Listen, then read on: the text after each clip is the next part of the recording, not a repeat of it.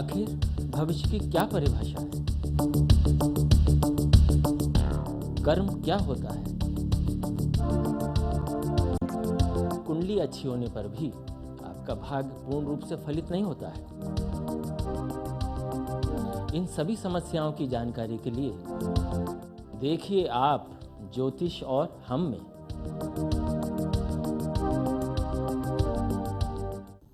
नमस्कार। कार्यक्रम ज्योतिष और हम में आप सभी का एक बार फिर बहुत बहुत स्वागत है। मित्रों, ज्योतिष विद्या को लेकर अक्सर लोग भ्रम में रहते हैं। कुछ लोगों का मानना है कि ज्योतिष हमारी संस्कृति से जुड़ा हुआ है और कुछ लोगों का कहना है कि ज्योतिष एक विज्ञान है। लेकिन हमारे साथ हमारे स्टूडियो में उपस्थित ज्योतिषविद भारत ज्ञान भूषण जी का कहना है कि ज्योतिष एक पराविज्ञान है, यानी कि विज्ञान से भी आगे की चीज़ है और जिसे समझना आम इंसान के लिए बहुत मुश्किल है। भारत ज्ञान भूषण जी ने ज्योतिष पर जो खोज की है, उन्हीं में से कुछ अनुभव वो हमें बता रहे हैं और हमारे सवालों के जवाब भी उसी अनुभव के आधार पर दे रहे हैं। तो आइए स्वागत करते हैं भारत ज्ञान भूषण जी का और आज भी लेते हैं कुछ नई और विशेष जानकारी। गुरुजी, आपका एक बार फिर बहुत बहुत स्वागत है। गुरुजी, पिछले एपिसोड में बहुत सी बातें आपसे हमने जानी, लेकिन एक बहुत ही इम्पोर्टेंट बात आपसे जानी रह गई थी कि कर्म और भाग्य में से क्या बड़ा है। क्या कर्म और भाग्य में आपस में कोई संबंध है? दोनों ही सहसंबंधी हैं जी। हम भाग्य लेकर पैदा होते हैं, कर्म भी लेकर पैदा होते हैं जी। लेकिन सबके जीवन में अनुपात अलग अलग होते हैं। कोई भाग्य 10% लेके पैदा होता है, कर्म 90% लेके पैदा होता है। जी।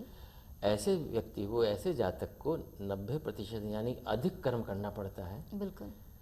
कुछ लोग होते हैं भाग्य ज़्यादा लेके पैदा होते हैं, उन्हें कर्म कम लेके पैदा होते हैं, उन्हें कम कर्म करने की आवश्यकता रह जाती है। बिल्कुल। क्योंकि भाग्यशाली कहलाते हैं वो लोग। जी, ये बात देखने में भी और आती जो है जीवन में उन्नति कर रहे हैं, तरक्की कर रहे हैं, वो भाग्यशाली लोग हैं। जी। लेकिन क्योंकि हम कर्म योनि में हैं, इसलिए जो भी हम भाग्य लेकर आए हैं वो तो सर माथे पर, लेकिन कर्म योनि पर है वो इतना सा कर्म भी हम जानकर कि हम क्या कर्म लेकर आए हैं। दरअसल हमें अपने कर्म ही नहीं पता होते जी। कि हमारे कर्म क्या हैं। जी। हम श्रम, मेहनत और कार्य और काम को ही कर्म कह देते हैं। आज मैं उसकी व्याख्या करूंगा कि कर्म और काम में फ़र्क क्या है। जी बिल्कुल। जी। तो ऐसी स्थिति में हमें पहला ये समझ लेना चाहिए कि हमारी जो वाङ्मय है, हमारा जो प्राचीन भारतीय संस्कृति है, उसमें जो त्यौहार हैं वो हमारे सारे ज्योतिषीय कर्मों का ही उल्लेख है और उसी को बढ़ावा देने के लिए ये कर्म हमारे निर्धारित किए गए हैं, जिनको हमने ज्योतिषीय कर्म ना मानकर उसे उत्सव ही मान लिया और हम भूल गए। जैसे मैं उदाहरण दूं कि हमारा ये जो यज्ञ कर्म है, या जैसे हवन कहते हैं, वो भी ज्योतिषीय उपायों से लेकर है। ज्योतिषीय हमारे कर्म हैं और लेकिन हम भूल गए, ये विद्या हमारी विस्मृत हो गई तो उसको अलग रूप ले लिया गया। वो केवल धार्मिक अनुष्ठान नहीं है, हमारे जीवन के उत्थान का अनुष्ठान है। जी। उसमें उदाहरण की तरह समझा दूं। जी। जैसे कि आहुति दी जाती है घी की और सामग्री की। जब ज्योतिष का उद्भव हुआ तो सामग्री नहीं डाली जाती थी। जी। जिसका राहु खराब है, पंच तत्वों में हम समाहित करते थे। किसी को कोई चीज़ हमें जल में प्रवाहित करनी है, कोई चीज़ हमें अग्नि को देनी है, कुछ हवा को देनी है, कुछ शून्य को देनी है। सबकी अलग अलग विधियां हैं। जी। कुछ चीज़ें हमें वहाँ से लेनी होती हैं, जैसे जल से लेनी है। जल में जो उत्पन्न वनस्पतियाँ हैं, मूंगा है, मोती हैं, हमें वनस्पति जल से लेनी होती हैं। कुछ चीज़ें हमें जल में देनी होती हैं। जी बिल्कुल। कुछ चीज़ें हमें पृथ्वी से लेनी होती हैं, रत्न कुछ पृथ्वी में होते हैं, कुछ जड़ी बूटियाँ होती हैं। जी। वो हमारा ज्योतिषीय प्रभाव रखती हैं। तो इसी तरह से हमारा विभिन्न तरह से हम पृथ्वी, जल, वायु, आकाश, अग्नि से कुछ लेना होता है, कुछ देना होता है। वही हमारे ज्योतिषीय कर्म है।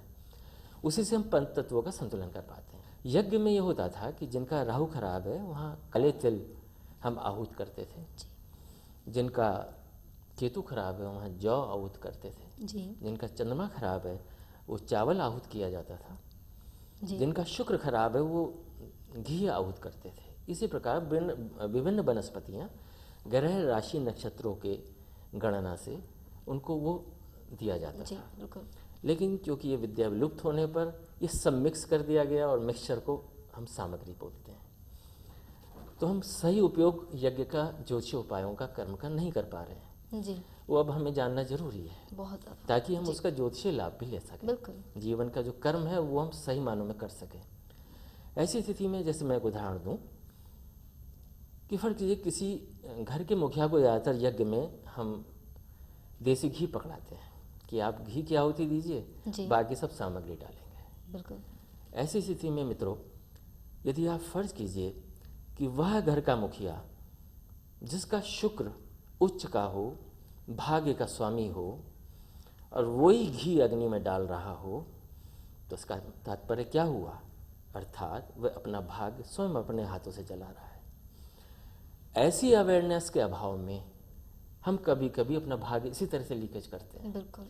कभी कभी हम शुभ कर्म, कहावत है कि हवन करते हाथ जले, जी, वो ऐसे ही क्रियाओं के लिए कहा गया। लगता तो है कि हम शुभ कर्म कर रहे हैं, लेकिन वह ज्योतिषीय दृष्टि से, ग्रहों की दृष्टि से वह हमारे लिए अशुभ है।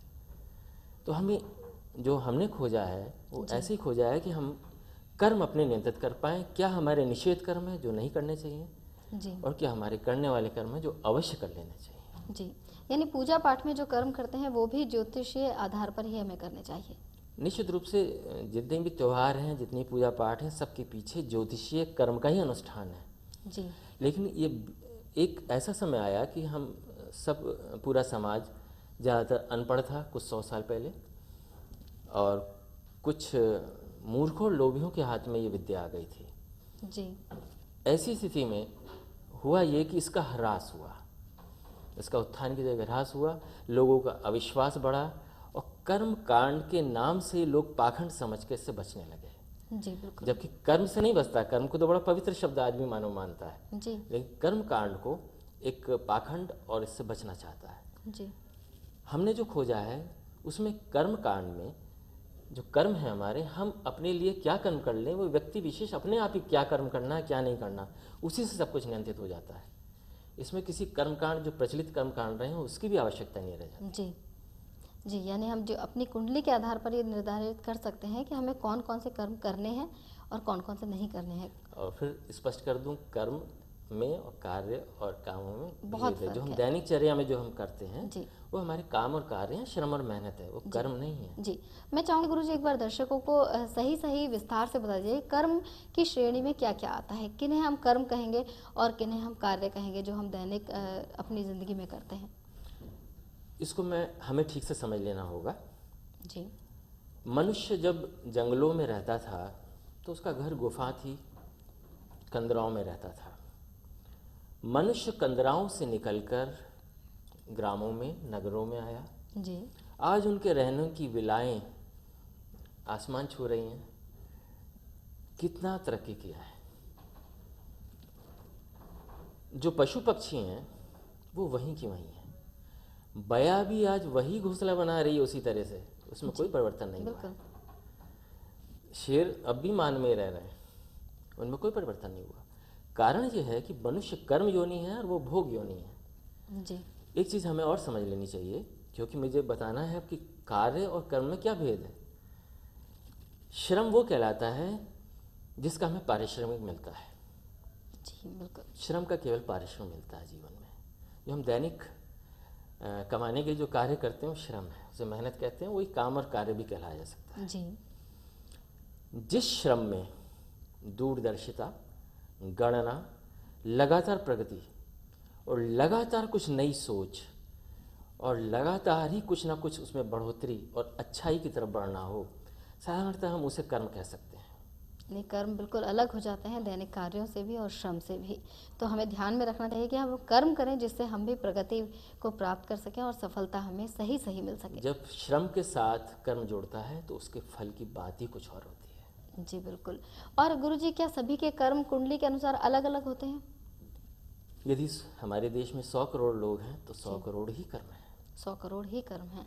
सबके अलग अलग हैं, क्योंकि किसी के क्षेपक रेखाएं एक से नहीं मिलती, जी, तो किसी के कर्म भी एक से नहीं हो सकते।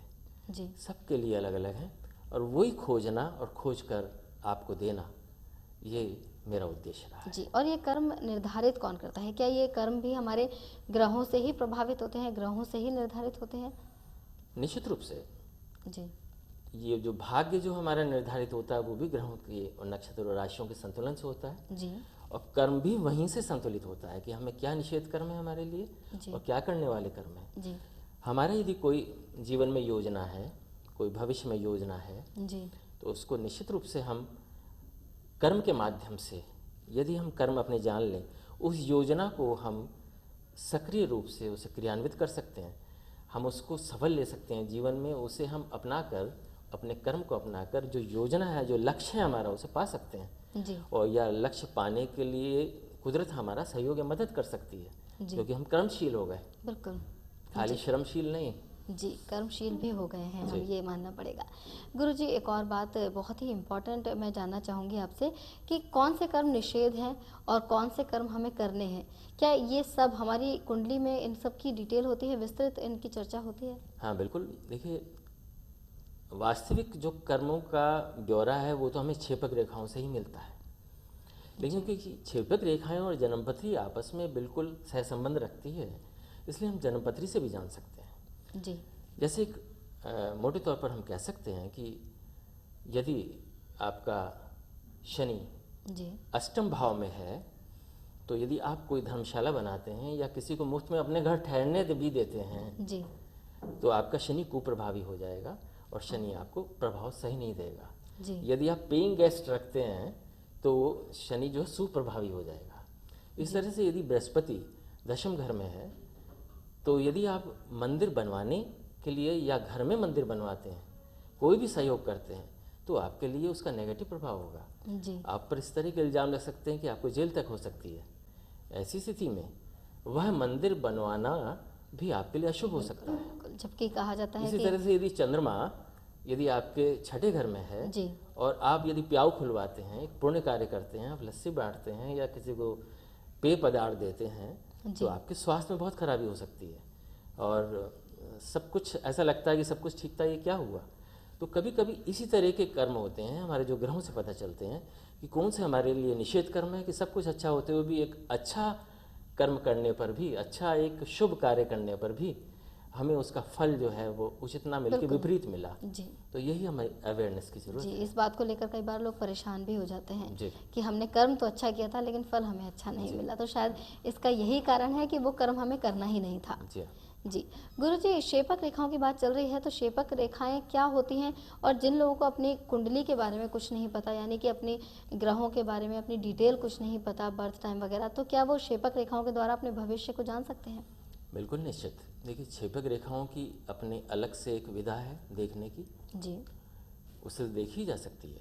लेकिन छेपक रेखाओं से जन्म का समय या ये कहिए जन्म रुदन का समय सेकंड टू सेकंड बिल्कुल सही निकाला जा सकता है। जी शायद वो आपकी डिलीवरी रूम की नर्स भी उतना सही समय ना बता पाए बिल्कुल जन्म का समय, जितना कि इससे सटीक बताया जा सकता है कि जन्म रुदन समय क्या था, जन्म का समय क्या था। जी तो निश्चित रूप से यह छेपक रेखाओं का शोध उन सभी लोगों के लिए एक वरदान है, ज्योतिषीय वरदान है, जिनके पास जन्मपत्री नहीं है, जिनके पास जन्म का समय नहीं है, जिससे जन्मपत्री नहीं बनाई जा सकती, जी वो बिल्कुल सटीक जन्मपत्री बनवाकर किन्हीं भी विद्वानों से उनका लाभ ले सकते हैं। जी, यानी शेपक रेखाओं के द्वारा जन्मपत्री भी बनवाई जा सकती जी हाँ। है। बहुत ही आश्चर्य की बात है वैसे गुरुजी। एक और बात जानना चाहूँगी मैं कि कहते हैं कि भविष्य जो होता है आपका या भाग्य जो होता है वो आपका निर्धारित होता है पहले से ही। तो भविष्य के बारे में, हमारे जो फ्यूचर में होने वाला है या हमें जो मिलने वाला है, उसके बारे में अभी भी सटीक जो भविष्यवाणी है वो क्यों नहीं की जा सकती? जैसे मैंने उदाहरण दिया था पहले कि हमारा जो भी ज्योतिषीय योग है या जन्मपत्री कहिए, जन्म कुंडली हमारा भविष्य नहीं बताती, वह ज्योतिषीय योग बताती है। जी जिस तरह से मैं एक उदाहरण दूं, एक मोबाइल यदि हम देखते हैं कि मोबाइल भी है, उसमें सिम भी पड़ा है और बैटरी भी है, चार्ज भी है, तो हम ये घोषित कर सकते हैं कि ये मोबाइल है। जी इसमें रंगीन फ़ोटो भी आ सकती है, भाई फला नंबर का मोबाइल है तो इसमें फ़ोटो रंगीन भी आएगी और इसमें कम्युनिकेशन आप कहीं से कहीं भी कर सकते हैं, बिल्कुल इसमें आवाज़ भी आएगी, फीचर भी आएंगे, बिल्कुल। बहुत सारी चीज़ें आएंगी। जी। तो ये हम भविष्यवाणी कर देते हैं, लेकिन हम ये भूल जाते हैं ये देखना कि जो सिम पड़ा है वो एक्टिवेट भी है या नहीं। सब कुछ होते हुए भी, सारे हमारे जन्म कुंडली में योग होते हुए भी, यदि मित्रों वो योग स्वतः फलित योग नहीं है तो अपने आप फलित नहीं होगा। इसको मैं उदाहरणतः समझा दूं कि भगवान राम का जन्म का लेना निश्चित था जब ये सृष्टि ही पैदा हुई। सृष्टि आदि सृष्टि से ही पैदा निश्चित हो गया था कि अवतार होंगे, भगवान राम होंगे। वशिष्ठ जी ने कहा दशरथ जी से कि मैं रघुकुल से इसलिए इस कुल का गुरु चला आ रहा हूं क्योंकि यहाँ राम पैदा होंगे। ऐसी स्थिति में